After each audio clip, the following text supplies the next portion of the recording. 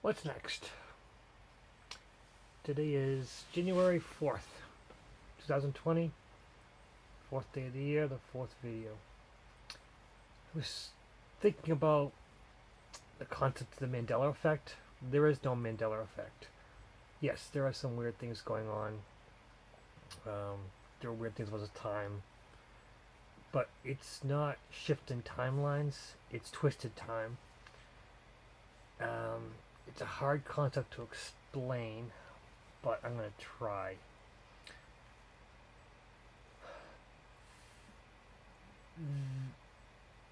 When we make choices, like if you have a fork in the road, you have two choices. Well, technically you make both choices, but one of you is the conscious. Let's just say you make it down to five. You have five timelines simultaneously, but one of them is a conscious. You are consciously thinking about what happens. The other four continue on that path, um, kind of influenced by your conscious self, and the other four are just going on along the rules of whatever time line that they live in. Five is an easy number because technically there can be more than one of you being conscious. You can have, five is easy number to think about, for me at least. You can have two or three of you who are actually making conscious decisions for the time that you live in, depending on how spiritually connected you are to the other. Because your higher self is the primary driver. It's your consciousness, and however strong you are, the more you empower your higher self, and that higher self influences the other members around your timeline and makes conscious decisions. And you can even communicate. Well, you do communicate with your other conscious selves, but you really communicate only through dreams. So that's why we sleep once a night, hopefully, and you connect with the other conscious selves. And some of us can sleep less, some of us have to sleep more, depending on where you are, whether health-wise or psychological-wise or psychic-wise you are. There's a lot of influences, but it all goes down to where you are on your spiritual path. And the what's it called, the manifest, where you manifest what you want in your life. It really doesn't impact anyone else. Your timeline is the only one gets influenced.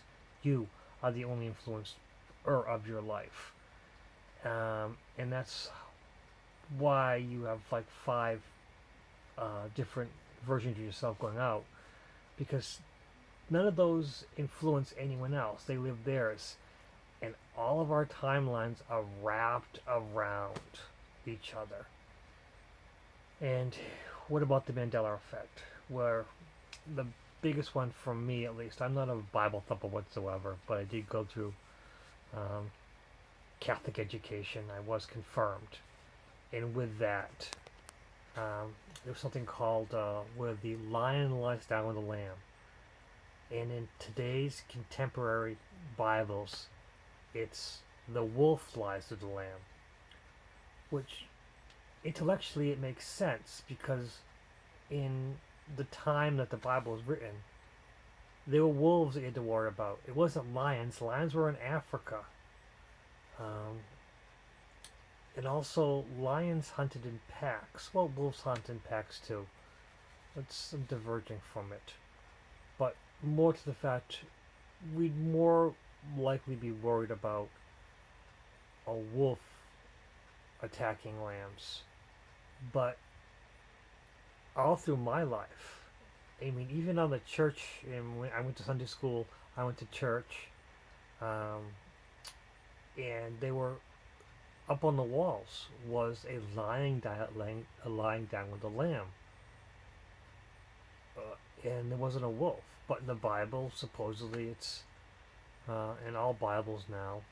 Because I don't know, because I haven't looked up every Bible, but every Bible, it's written wolf lies with the lamb.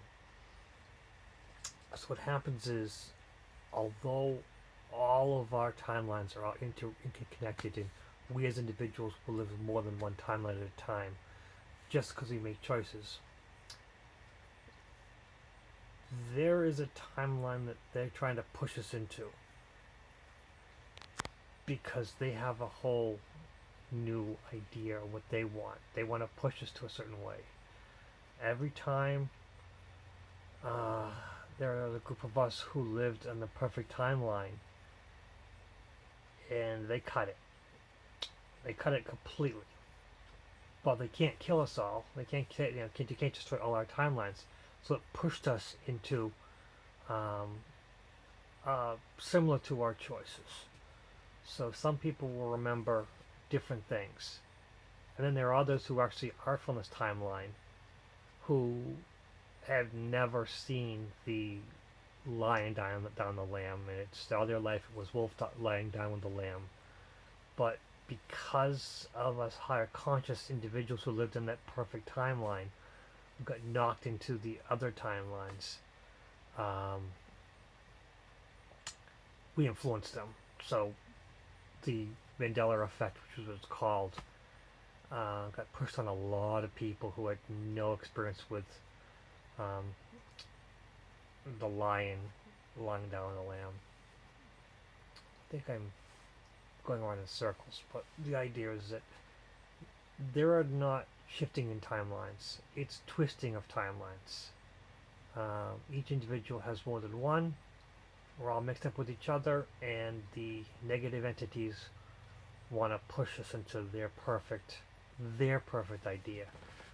But us higher conscious individuals can't be stopped no matter what they do.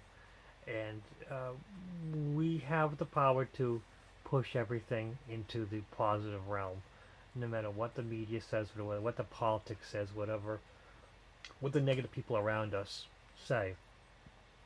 We influence things.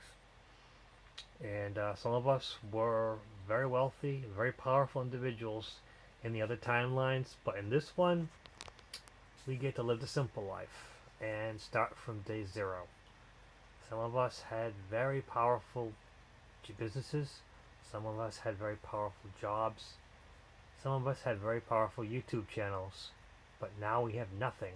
No editors, no writers, no investigators, no researchers.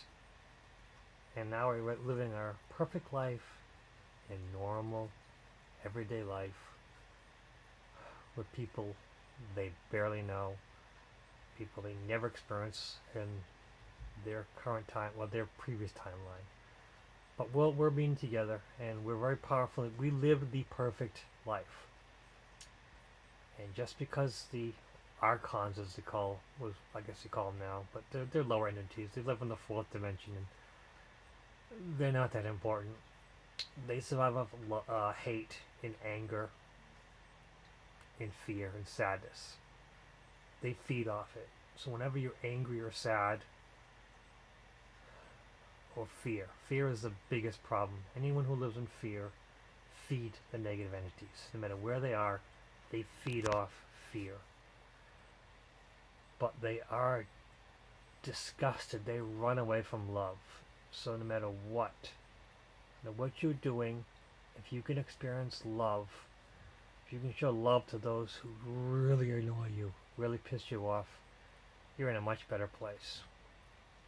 So I guess that's it. I hope everyone's well, and if you have any questions, if anyone finds this and finds it interesting, make a comment. If you find it ridiculous, make a comment. I don't know what I'm doing. I gotta get back into practice, so every day I'm gonna make a YouTube video just for my own entertainment, just so I have a record as I progress towards perfection, because I'll do this right eventually. I just gotta keep practicing. What's next?